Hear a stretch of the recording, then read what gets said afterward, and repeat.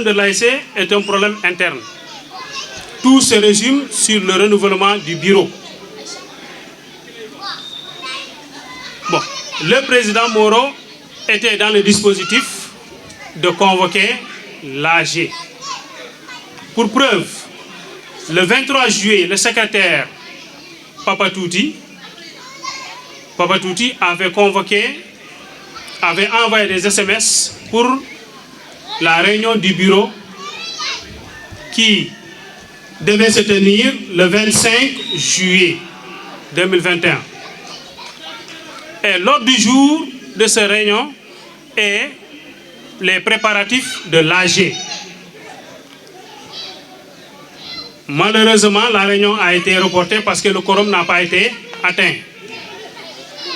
Et la réunion est reportée au 28 juillet.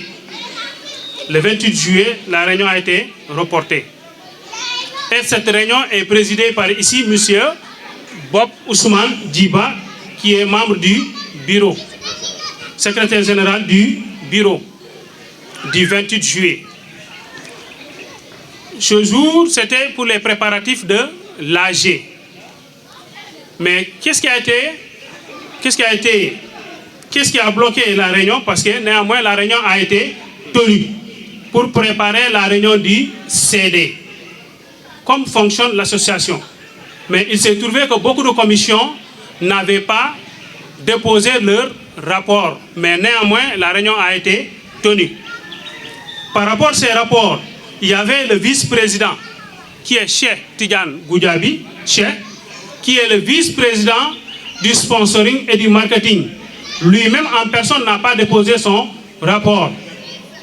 Et c'est lui qui avait poussé les gens pour ne pas tenir la réunion parce qu'il n'avait pas son rapport.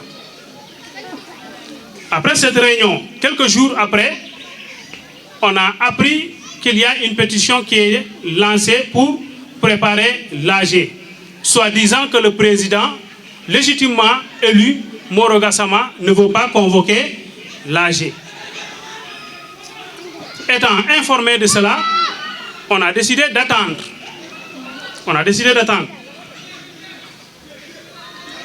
Et soi-disant, c'est monsieur le préfet qui avait demandé de faire la pétition. Et tout un chacun sait, le préfet ne peut pas donner je ne sais pas, ne peut pas dire cela. Du moment que le préfet ne peut pas s'ingérer dans une vie associative. Tout le monde le sait. Donc, après cela, les régions qui ont poussé de ne pas tenir l'AG après le 28.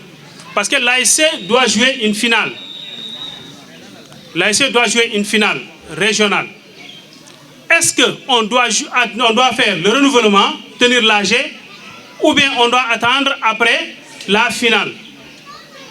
Et les membres actifs du bureau et du CD ont décidé d'attendre après la finale pour pouvoir tenir la réunion du CD après pour appeler l'Assemblée générale. La finale était programmée le 7 août. La finale régionale était programmée le 7 août. Reportée au 14 et enfin, la finale s'est tenue le 22. On devait jouer avec l'ASC Kansala de Djana. Malheureusement, ces gens ne sont pas venus parce qu'après, ils ont rejoint l'autre camp. C'est ce qui a retardé. Dans la foulée, Cheikh a convoqué la réunion du 5 septembre pour l'AG. Et il n'avait pas la légitimité de convoquer. Seul le président légitimement élu qui doit convoquer cette AG. Mais lui, il l'a fait. Comme il l'avait tenté en 2017. Il avait fait la même chose et ça n'a pas passé. Cette fois-ci, il a refait la même chose le 5 septembre et il a fait le forcing pour former son bureau. Et on sait que le bureau n'est pas légitime. Même lui, on le considère comme un sympathisant. Parce que dans une vie associative, il y a des règles et des normes. Il faut avoir une carte de membre et faire des cotisations, des participations à l'encontre de l'association. Et les deux tiers, ou bien la totalité de ce bureau, n'ont pas fait cela. Ils n'ont pas de carte de membre, ils ne cotisent pas durant ces 4 années épuisées. Donc, on ne les reconnaît pas comme membres de l'AIC. Donc, après cela, ce même chef est allé rencontrer le président de Sotrac Zik, c'est-à-dire le président qui gère les bus Tata. Mais qu'est-ce qui l'anime? Bon, dans notre analyse, on sait que tout simplement, c'est l'argent qui les anime, l'argent de l'association. C'est l'argent de l'association qui les anime. Après cela, le 8, veille du match Lindiane Espoir, un groupe d'individus à la tête Cheikh Goudiaby sont allés au terrain où s'entraînent les joueurs pour interrompre l'entraînement. Heureusement, Moro, en tant que président légitime, a eu la grandeur de téléphoner l'entraîneur et les joueurs pour les demander de rentrer tranquillement pour éviter les problèmes. Et ce qu'on a salué.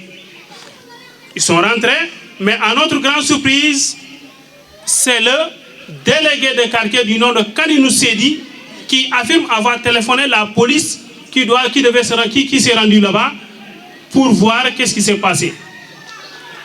Un délégué de quartier, je crois qu'il a failli à sa mission.